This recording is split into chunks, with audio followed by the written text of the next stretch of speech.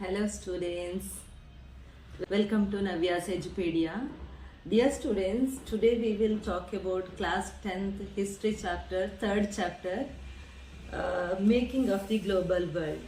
The making of a global world. So you must have heard when we are reading about the chapter name, the making of the global world, global. So when you're talking about global term, do you believe this term is new term or recently it is applicable to most frequently we are using to after 50 years. Before that, you in history books and all, you never heard this term or never noticed this kind of term. Do you believe this term or concept to globalization or global is new concept? One thing, observe in your surrounding, notice in your at home. See, there are many things which is not belongs to our country. We are using as our own things. So when you are talking about today's life, our life today reflecting intermingling of cultures. So you can't say that absolutely your culture you follows today. There are so many other cultures, practices, traditions, customs we are following today. We live in interconnected world where it takes very few seconds to get in touch with the people in another world, or we can say that to connecting to other people you will take a few seconds, we are using mobile phones, internet. These all concepts make us to feel that we are not the part of a country, we are the part of the world. So the process by which local, regional or national phenomena get interlinked on a global scale is called globalization. This process what we call globalization. So this is a concept what we can say that intermingling of the world. We are interconnected. We are depend on each other, right?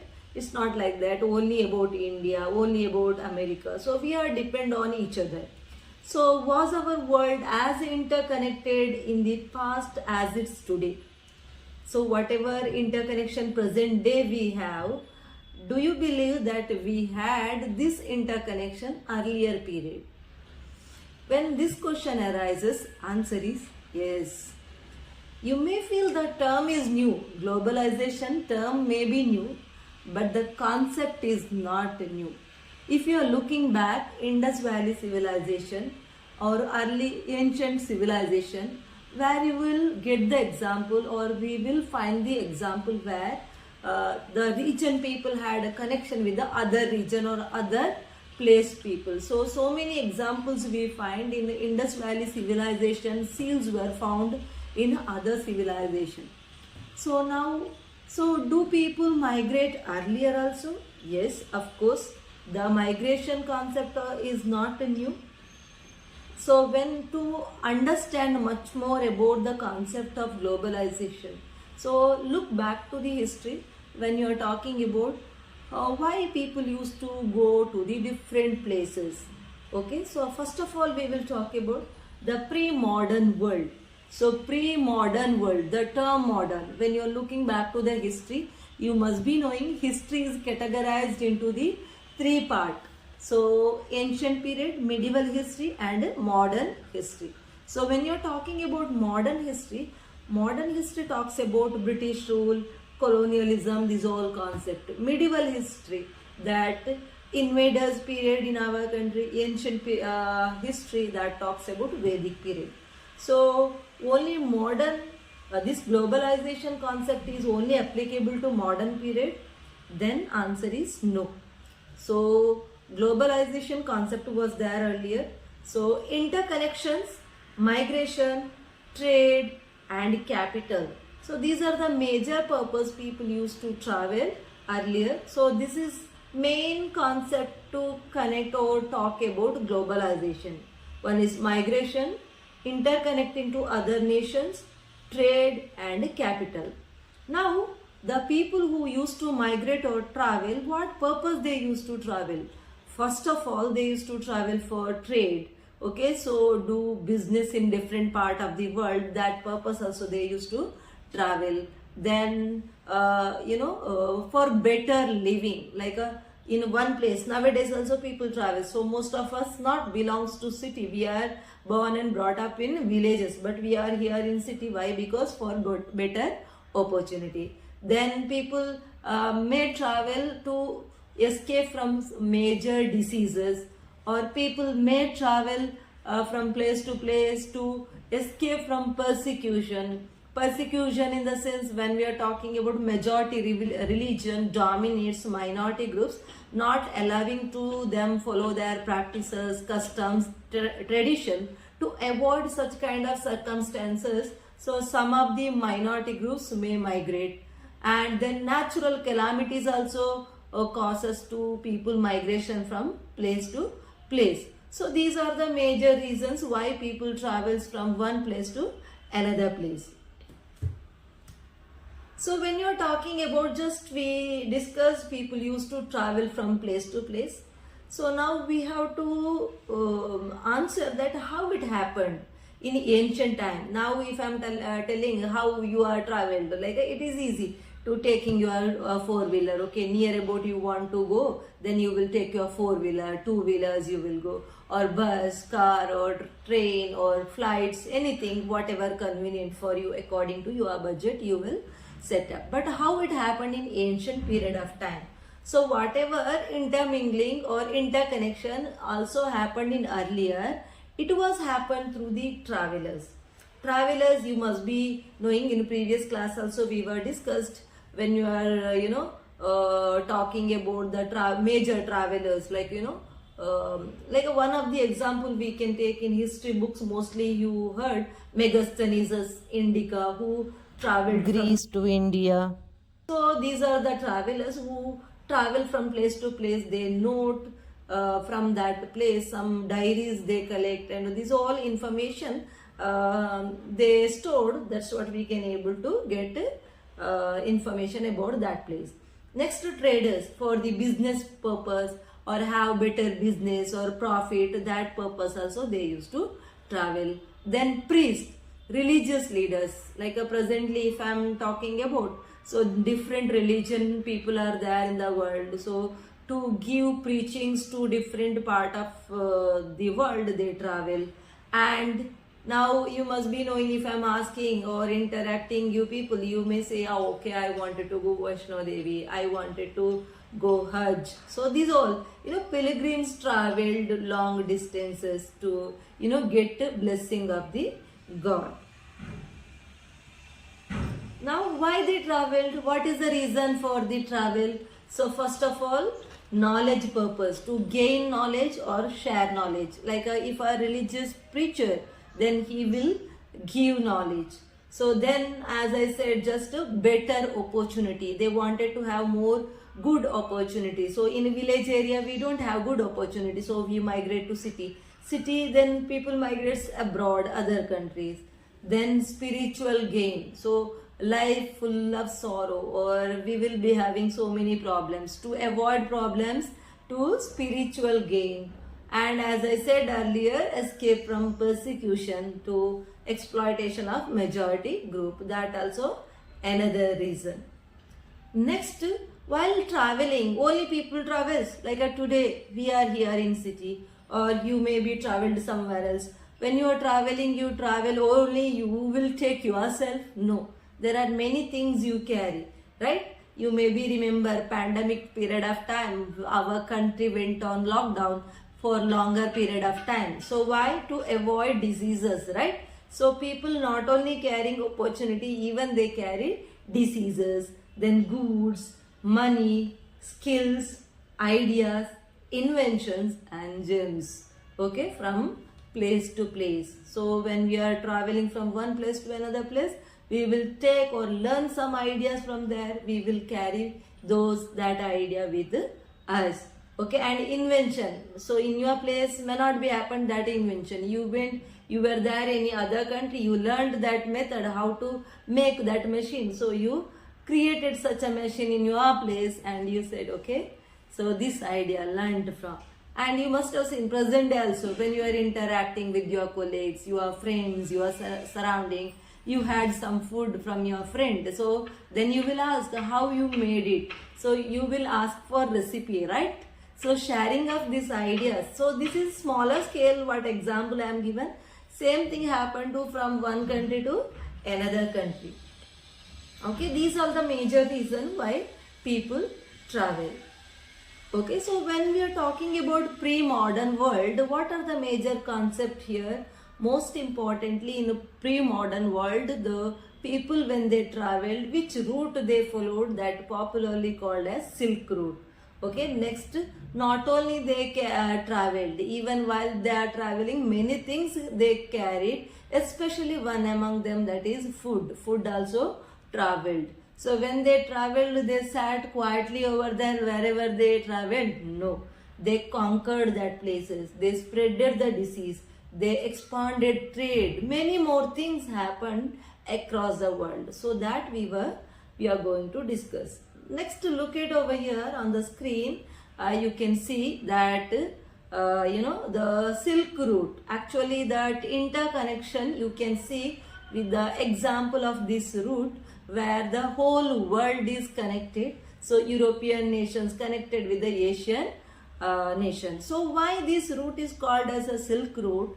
Because this route is popular for carrying the silk in early period of time or ancient period of time. So do you think only silks were carried? No.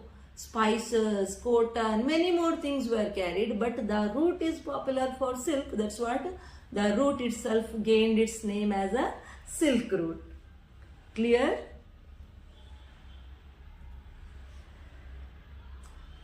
So when you are talking about connection of Silk Route, it connected with the China, with the world, and many silk routes. It's not only about the land route, later on sea route, even different kind of routes. Okay, so connection of the Asia with the Europe and North America, that proves through the Silk Route. So exist before even Christ era. Okay, Christ era means when Jesus Christ born. After that, Christ era we consider it. Okay, so before the period of time, that is called as a Silk Route. Christ era. So now when you are talking about Silk Route used, what it carried? Okay, many things went from Asia to Europe, and many things from Europe to Asia came to Asia. So first of all, so Chinese pottery and silk from the Asia traveled to Europe. Now what came to Asia? Coins. Which coins? Gold, silver coins came to our country through the, not only our country, Asian countries through the Silk Route. And what else? Indian textiles, spices, okay, that is also traveled across the world. Okay, so and no, only the coins, only the food items, no. Religious preachings, like if you are going back to or looking back to Indian history, you could see in our country we did not had Christianity, we did not had Islam and all. So we didn't had the many religion what we consider today our own religion or religious practices. So that also came to our country through this Silk Route. So Christianity, Islam, Buddhism use Silk Route to, means preachers used Silk Route to travel from one place to another place. And as I said, food also travels. Yes, what you mean food travels? Means food also having the legs, walks like that? No. Okay, how food travel? Like as I said, you may not be belongs to this city, maybe you migrated from somewhere else. Maybe you are from Rajasthan, you may be from southern part of India, you are here where in Gujarat or Surat somewhere. So now you are absolutely cooking whatever food available over here? No. You will cook the food which is actually your hometown food or that and all. So that idea you brought and you will share with your friend, you will share the recipe with your friends. This is what happens in small scale. Now you could see most of the people present day fond of pizza, burger, these all the things you say. So do you believe that is from our country only? No. That is actually from other country. So if I'm taking one of the example, the ancient period of time, exchange of food or food travel, that is noodles. Chinese noodles, it traveled to west and it gained its name, new name, that is spaghetti. Okay. So there are many more food items like that. It is not belongs to presently, like even in our country, we believe it is not belongs to our country, but we comfortably using like our own. We can't believe our life today without that food item. First of all, potatoes. Like most of the people fond of eating potatoes, but potatoes not from our land. Next, tomatoes. Tomatoes also not originate to from our land. This also traveled. These are all examples I am giving. The food traveled from place to place. Okay, it can be food item, it can be crops, okay, anything. So overall, ultimately it is considered as a food, like a tomato, vegetable. After that, cooking that we eat as a food. Then chili, okay, without chili we can't imagine our life today. To kitchen if you are going, so chili is most important. That also not originated. Maize, soya, these are all the things whatever came from Europe to India presently. Actually, if I'm talking more, like a potatoes also not originated to Europe, that is actually from America. So when the European people discovered America, that they get into touch of this kind of food items. So here, as I said, potatoes example we had taken, potato was one of the blessed food item to the European people. Like one example we can take up over here, that is, potato discovery of America. Then this potato food reached to Europe, especially Ireland. So Irish poor people become so habituated to potato, so they started eating as their own food. But in year 1849, there was a famine, to the potato, or it is popularly called as a potato famine. So most of the potato crops were destroyed. So people could not get enough to eat by the time. So many people starved. Here one picture is shown, that is actually small kids in Hungary. They are searching for the potatoes. So whatever blessing they had, now they in this period of time, that it's due to potato famine, they lost that blessings. So this is what food items are reached to Europe, from Europe to that, then reached to Asian continents. As we had seen that Silk Route was connected not only from America to Europe, even Europe to Asia. If you looking back to the Indian history, you may aware that how Britishers colonized our country. They came to our country as a traders. Gradually they absorbed that, okay, here there are lots of political opportunities are there, so they conquered us. Same way these European people migrated to America, they conquered. Do you think that they conquered with the weapons? Then no. Okay, they are not conquered with the weapon. They used, here we can say that presently, biological warfare. You must have heard recently when the pandemic spreaded across the country, you must have heard about many video makers or YouTubers and all using this kind of term. So actually China want to conquer the world and wanted to have economic power, so that follows biological warfare. It means not directly attacking the country with the weapon and instrument. They are here taking only the diseases, spreading the disease. So you can't even make out that whoever attacked. So many people dies or people may suffer. It give very bad economic effect on the country's economic condition. So same way here, one example we can take up. So when this Spanish people traveled, European people traveled to America, they carried germs, or we can say they carried diseases with them. What is that disease? That was smallpox. If you are looking into your science chapters, so earlier smallpox did not had any vaccine for that disease. Okay, so these people carried this disease with them to the America, but local inhabitants, local Americans original Americans did not had immunity system against this smallpox disease. So one of the writer over here, John Wintom, he describes that was like a blessing to the Europeans. So they carried that disease, they realized, okay, people can't survive. So all the locals died mostly due to the smallpox disease. So that's what it is called, or we can describe it as a biological warfare, where the people could not develop immunity system against that disease, they were died. So that way, without using weapon, they were able to conquer this country. Okay, so as I said earlier, Europeans discovered sea route to Asia and America. So that is gives them lots of better trade opportunity and making more and more colonies. So now they become the owners of the America's natural resources. It can be food crops, it can be minerals, everything. So there is a mention of the city, gold city, fabled city, we can say that Peru, one of the region where well known for silver mines and all. So from that they used to make silver coins, and